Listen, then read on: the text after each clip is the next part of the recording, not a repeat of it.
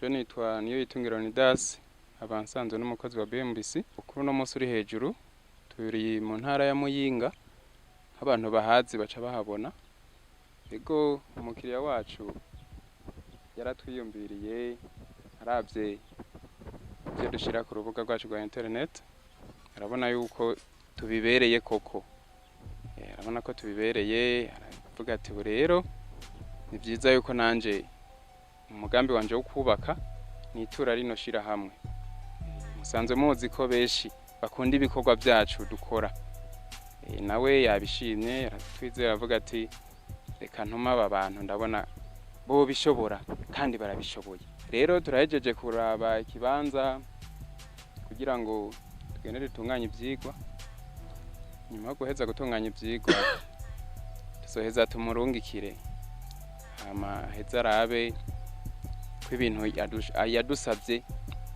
bimeze neza hama umugambi wiwe tushire mu ngiro bitangorane ego hano turi kumwe n'uyundi navuga ko ari umwe mu muryango wiwe twasanze hano ku gatumba reka tumuhe umwanya abanze atwidondore Chima zina yiwanje banyita Ndayishimiye Focus aho mba bahita Mukungu n'umusozi wangikanije no wa Gasenyi nyene ariko ubuzima bwa misi yose ibikorwa ndabirangura kuri uwo mutumba ego murakoze ego Focus bibariza akabazo kamwe uravye imisi mumenyanye n'irishira hamwe ryacu BMBC ukaraba n'umwanya duserukiye ko ngaha kugira ngo turabe ikibanza mugomba gutunganiza mu mugambi wanyu urabona by'ukuri ko ari ishira hamwe ryo kwitugwa koko ngerageje kuraba inyifato yiwanyu n'ukuntu mwitwarari ku mukiriya mbere ubwa mbere hoho mbanjije kubakeza kubwira n'ubutwari noba ndababonanye kuko twe turiko turategura uwo mugambi umenga nta misi yoba ishika kuri 3 yoba iheze kuva tumaze kumenyana na mwebwe mwene iki kibanza yarambwiye yuko yoba yararose nk'abakiriya bashobora gufashanya muri ibikorwa vyiwe byo kubaka aha duhagaze ubwo rero jewe yahise abimenyesha ko afise abantu bajejwe ibintu by'ubwubatsi ko yoba yararose abantu bagomba kumwubaka ivyo rero yabimbwira nta misi 3 iheze yabimbwira imbere y'imisi 2 urumva kuri uwo munsi turiko ugira gatatu urumva amaze kubimbwira numva umenga n'ibintu by'ubuswaganyi arambwira ati ari abantu bashobora kuva ibujumbura bazova mwiri shiramwe igiwanyu nyambari MBC